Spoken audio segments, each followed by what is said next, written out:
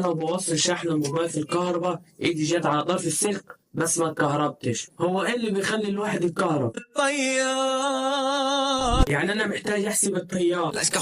الشاحن بيخرج 5 فولت، ومقاومة الجلد وهو ناشف من 1000 ل 10000 اوم، ولو خدنا المتوسط اللي هو 50000 اوم اقدر احسب التيار اللي داخل الجسم باستخدام قانون اوم اللي بيقول انه التيار بيساوي الفولت على المقاومة. يعني 5 على 50000 بيساوي 1 على 10000 واضرب في 1000 علشان نحولها لملي امبير. يبقى انا كده دخل لجسم التيار 10 ملي امبير. الشوية دول بقى ما يكهربوش. علشان ابدا احس بالتيار لازم يخش لي 1 ملي امبير تيار متردد زي اللي بيخرج من الحيطة، او يخش لي 5 ملي امبير تيار ثابت زي اللي بيخرج من الشاحن او من اي بطارية. لما كده لو محتاج اتكهرب يا اما اعلي الفولت او اقلل المقاومة. كفاية بقى. لا كمان واحد. علشان اعلي الفولت يبقى لو حطيت سلكتين عريانين في الكهرباء كده